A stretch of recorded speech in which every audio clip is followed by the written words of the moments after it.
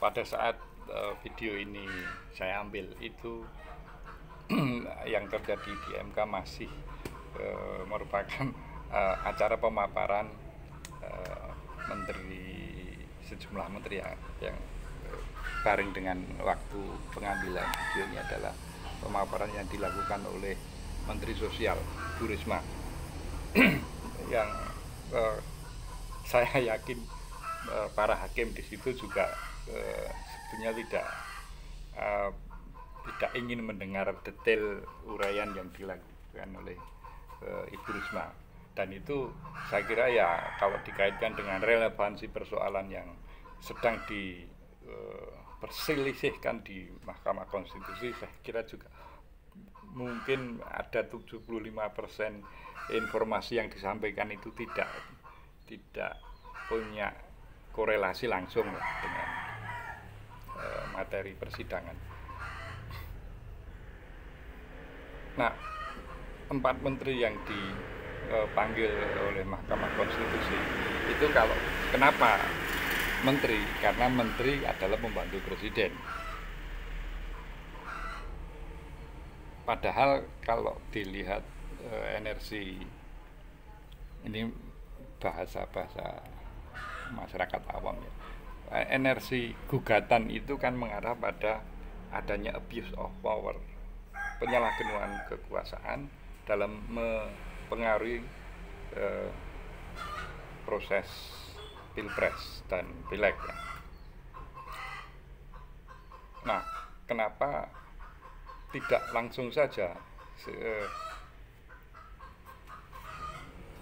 kalau menteri itu pembantunya presiden, kemudian ditengarai ada hal yang tidak selaras dengan prinsip-prinsip fairness dalam pemilu, karena unsur abuse of power, kenapa tidak langsung menghadirkan presiden sehingga jalannya persidangan itu langsung menukik pada persoalannya, tidak muter dari pinggir, toh arahnya kan ke situ.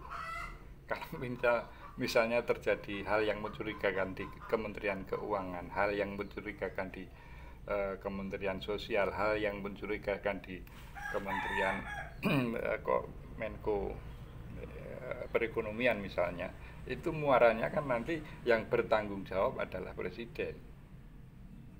Sehingga kenapa energi bangsa ini muter-muter di pinggiran sebelum masuk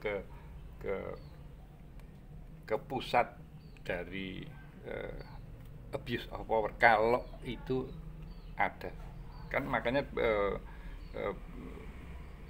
peradilan di Mahkamah Konstitusi diselenggarakan untuk mengetahui itu.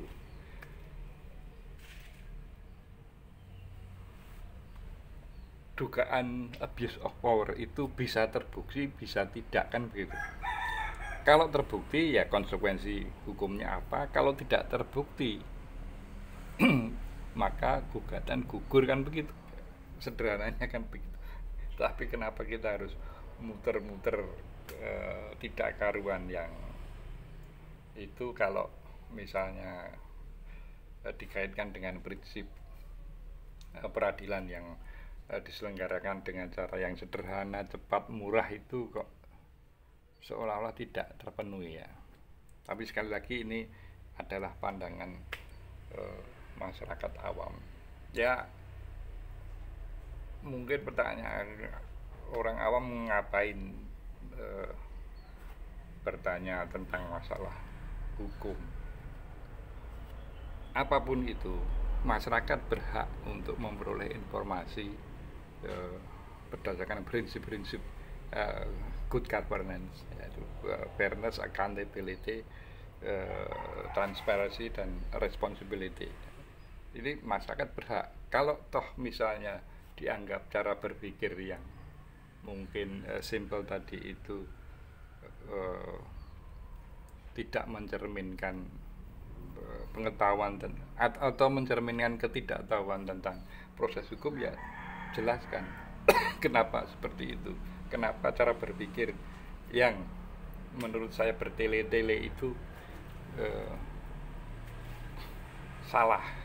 Artinya itu harus memperoleh penjelasan yang memadai. Ini saya sampaikan melalui ini persoalan sampai dan tidak itu urusan lain, tapi bahwa kenapa proses peradilan di MK itu tidak langsung menghadirkan yang ditengarai melakukan abuse of power.